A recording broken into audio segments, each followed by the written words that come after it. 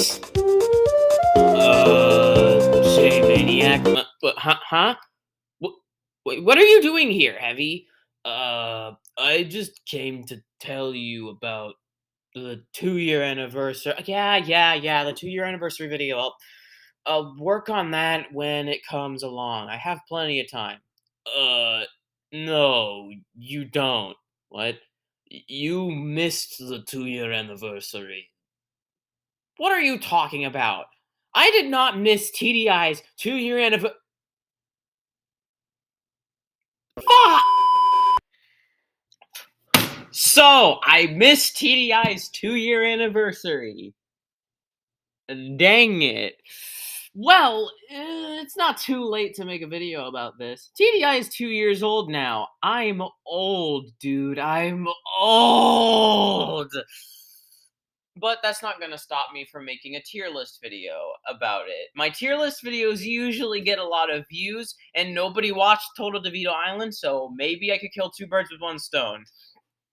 So, first of all, if you haven't seen Total DeVito Island yet, go watch that real quick. The link will be in the description. Just want to say, if you haven't watched it, though, I'm just going to warn you, the first, 8 episodes are a little rough. I haven't gotten my footing yet for those episodes, so you're going to have to stick with it. Once you get to, episode, 10 and 11, it gets a lot better.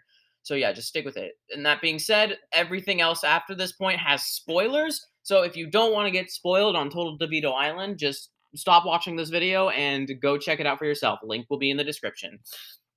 Anyways, let's rank them. S being the best, F being the worst. I'll just go in the order they were eliminated. So let's start with Coffin. Yeah, not really a great way to start the video, but Coffin was so trash, though. He was so bad in this. He had 2 episodes to do something, and then he did literally nothing with those 2 episodes, and he never came back. That was mostly on me, though, for never actually bringing him back, but, he had no screen time in the first episode, and then barely got any in the second episode, and then was never relevant for the rest of the series. Just want to point out, in season 2, I do more things with him, but season 2 is not coming out for a long time, so you're not going to see that development yet. But he was just not a character in this season. He was just there, and is probably one of the worst characters. Okay, Toad with a Hat is an interesting chase because he only started to get interesting right before he was eliminated. Other than that, he was just kind of a joke character. But because he was actually a character at some point, I'll put him in C tier since he's not the worst character here. Unlike Pea Shooter, who's also going into F tier. Okay, so with this season, I did 2 archetypes with Pea Shooter. Okay, so for those of you who don't really know Total Drama, it's got a few stereotype things or cliches, I guess. There's 2 cliches that I despise in these kinds of shows. The first is vote rigging. If a character rigs the votes to get someone else eliminated, it only can end up in 2 ways. The first way is they don't find out, and then the character whose votes got rigged gets eliminated. And 2, they find out, and the character who rigged the votes gets disqualified. I hate this twist, this cliche, because it's the same thing no matter what you do. No matter what you do, it's always boring. And the second cliche in these Total Drama derivative shows that I also hate is characters getting depressed when their friends get eliminated. I get being sad, but depressed? They're not dead. This isn't Danganronpa. They're just not present at the moment. It's really stupid when a character just gets depressed because their friend got eliminated. I did both of these within the duration of the 4 episodes. I did the vote rigging thing, and then I did the depression thing with Pea Shooter. But Pea Shooter's not an F tier for that reason. He's an F tier because he's so inconsistent as a character. He acts like he's in the first few episodes. Then he's depressed for 2 episodes. Then after that, he's just reckless again, and he gets eliminated, and then that's it. That's it for Pea Shooter this season. So yeah, I definitely am gonna do more with him later. So Yeah, Pea Shooter was bad though. He was so bad. All right, Shadow on the other hand was pretty good. I'll put him in B tier since again, kind of like others, he didn't get much time to do stuff. Most of the characters that got eliminated early aren't the best characters, but that's probably just cuz I didn't give them much to do. But like I think Shadow was pretty decent and I liked the whole thing, the alliance with Crash and Bulbasaur, that was good. I liked that.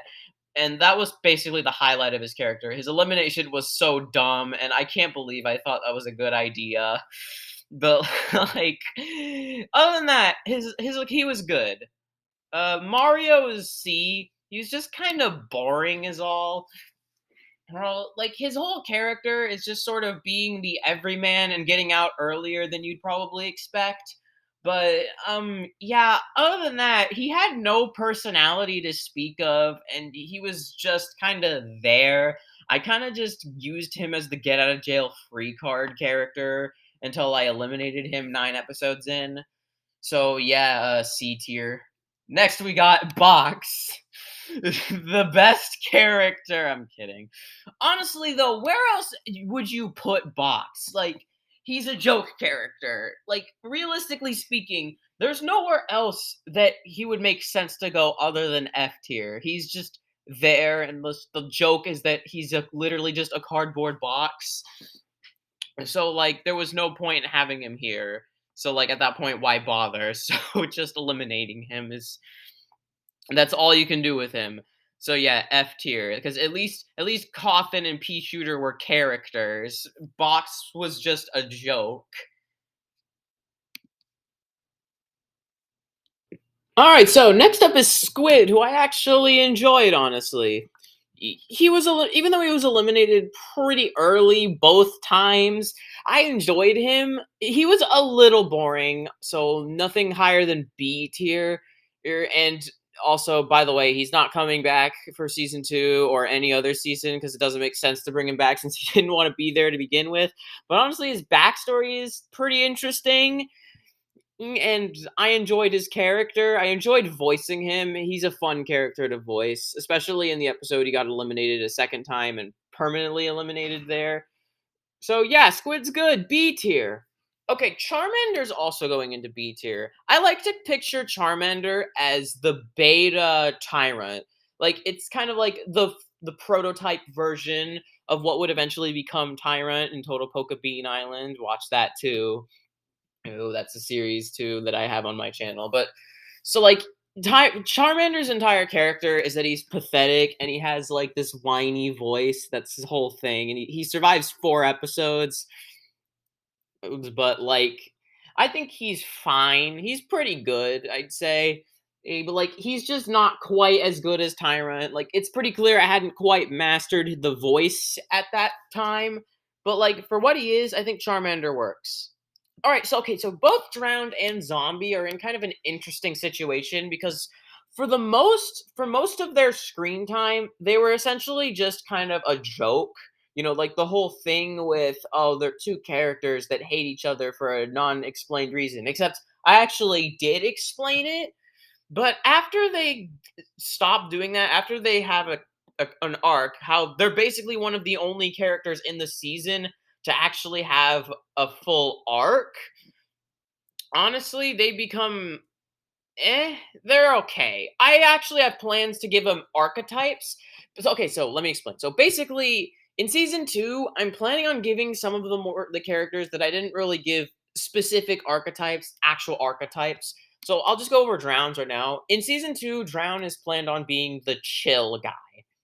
The guy who's very laid back and doesn't take much seriously and whatnot. And sounds like so his entire screen time and Zombie's entire screen time won't just be them fighting because they're friends now. But anyways, Drown's alright.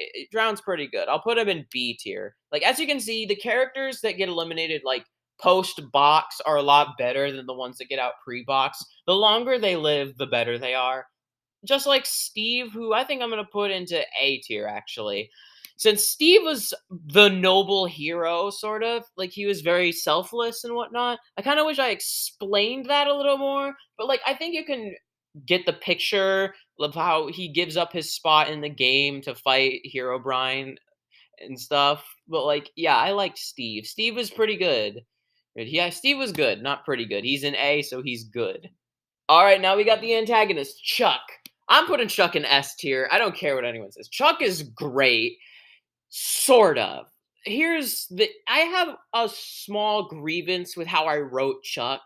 Basically, I wrote Chuck as this big antagonistic figure, but not gonna lie, I'm not sure that works very well. So I wrote him as like a traditional antagonist, but for his character, I feel like he worked a lot better as just kind of a cocky narcissist and not really this big manipulator. I think if anything, like Red works a lot better as the manipulator, which I kind of did make him that in the merge after Chuck got eliminated. But like the fact that I made Chuck the manipulator, I don't think that was a good idea on my part. But I think as an antagonist, Chuck works really well, and he's just a really fun character to write and voice and stuff. I say right, but I'm gonna just give you a little insider secret. This wasn't written. Total DeVito Island is not a scripted series, just like this is not a scripted video. I mean, when you watch Total DeVito Island, it's kind of obvious for the amount of like repeat words and like stuttering that happens. It's very clear that it's unscripted, but it's what I'd like to call a structured improv, where I have a plan of what I'm gonna do, but I just didn't like write it in a script. Like basically, the only thing that was pre-planned out of Total DeVito Island was the entire elimination order was planned out in advance. But like the stuff in between, I just kind of made up as I went. So yeah, Chuck, awesome, but I wouldn't say he's the best character in Total DeVito Island. All right then, so that's all the pre-merge contestants. Now everyone after this is all the post-merge contestants. So let's start with the zombie, who I'm gonna place into B tier alongside Drowned. Honestly, similar reasons to what I said, except honestly, I think he's slightly better than Drowned, mostly because Drowned got eliminated right after they became friends, while Zombie actually had time to be his own character. But he's still not anything higher than B tier. All right, next is Magma Cube. Magma Cube was so boring. Honestly, his only interesting character traits were being Chuck's like main rival and then being the team captain. So it's fitting that he got eliminated right after Chuck because like what else was I going to do with him after that? And he's just kind of a nothing character that has nothing interesting going on. So it was perfect to get rid of him first in the merge right after Chuck because then he would have been boring. Could you imagine how bad he would have been if he actually lived past that? That would have been awful. Just like Toad, who isn't the worst character, but is honestly really annoying, come to think of it. He doesn't get much character, and like he's just the annoying guy, and he bothers Slime a lot, who's pretty good, but like also the way I resolved that whole thing was a little bit questionable. Toad's logic is kind of toxic, but he was fine. He wasn't terrible, but certainly was not good, I'll say. Slime is going into A tier. Fun fact, actually, Slime's elimination was actually not originally right after Toad.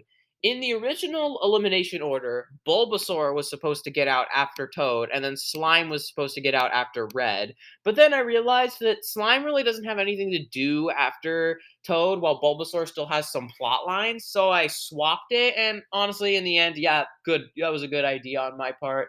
It would have been weird for Bulbasaur to get out where Slime got out and Slime to live 2 more episodes. But anyways, yeah, Slime was good. I think he worked really well as the straight man. And and sure, he doesn't really have many strategic plays, but like that's kind of the point. He's not really supposed to be a strategy player. He's just supposed to be the straight man. I wouldn't say the normal guy. He's the straight man. Really, the only strategic move he does is getting rid of Box, but that's really because it doesn't make sense for it to be anyone else. The only contestants who were still in at that point in the story three that weren't in Red's alliance on Team Blue were Toad and Charmander, and it doesn't make sense for either of them to strategize. So it kind of just had to be Slime, but I think for what Slime is, he was good. Next, we got Red, who's honestly probably the best character in season one and is going into S tier. He works really well as the big alliance leader, and he's also kind of sort of a secondary antagonist in the merge. Like, the main antagonist is someone I'll talk about in a second, but I think Red works really well. Well, and he's not really the big antagonist. He's really only the antagonist to like Gino and stuff. And I think I got rid of him at a pretty good time in the story. But like, yeah, I Red was really good.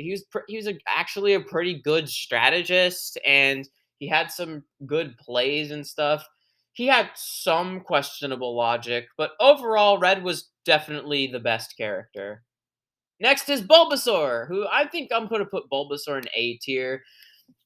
I really liked the dynamic he had with like Crash and Shadow. Mostly Crash because he had more screen time with Crash after the merge, and he was really good in episode 18. That was definitely his best episode. And really, my only gripe with him is kind of everything after Shadow gets out with like pre-merge stuff. Like in hindsight, his logic kind of makes a little bit of sense, but I don't know, why would he join with Chuck? That seems kind of weird just because he didn't want to team with Magma Cube. Also, another thing, he says to his face that he doesn't want to team with him for some reason. Why would you do that? But other than that, Bulbasaur is really good. I like Bulbasaur a lot. Also, Crash was also really good after he rejoined. Like I said, the merge is definitely the best part of the show. It's like episode 15 onwards is definitely the best the show has to offer. And Crash is honestly a really good, like, impulsive character, I would say. He works really good as like a balance to Bulbasaur and stuff, and works as a good foil to SMG4 a little bit.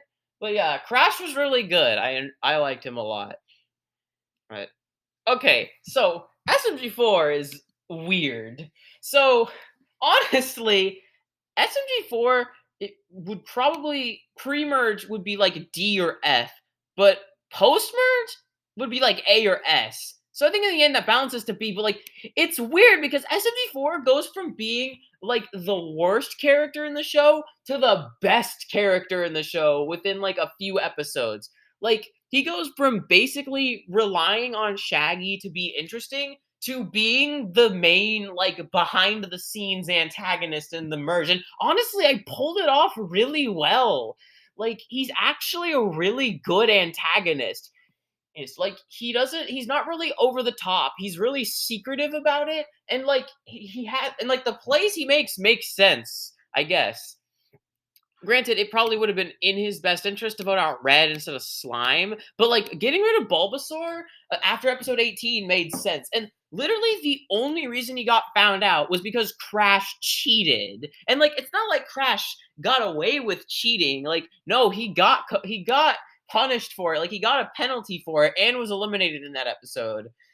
But honestly, SMG4 was much better than I remembered, honestly. But it took him till merge to be interesting, but honestly, it was really good. Magnet Shroom was also really good. I'm gonna put you in B tier as well. Yeah, he got eliminated 3 episodes in, and then came back in episode 8, and then made it to the final four. But like, he works as the nice guy character. He works perfectly well, and I really liked the 3-man dynamic that SMG4, Magnet Shroom, and Shaggy had, and the whole betrayal aspect with SMG4 and stuff was pretty good. And so yeah, Final Five was a pretty good cast. Can you tell this isn't scripted? Can you tell that none of my tier list videos are scripted? Because I don't know what to say anymore. But anyways, now we're down to the final 3. Okay, fun fact about Shaggy. I actually originally planned a plot line with him where he was going to lose his god powers, but then I eventually decided against it because that was basically his whole character. I'm gonna place him in B alongside the rest of the trio. Oh, it makes sense that he made it to the final 3 considering the fact that literally nobody targeted him until it was too late, and I don't know why. I like, come on, Red, I thought you were smart. Why didn't you target him when you had the chance? Chance. But anyways, I think Shaggy was pretty good, especially in the merge. Like a lot of the more boring contestants in pre-merge that make it to merge get a lot better, like Shaggy and SMG4.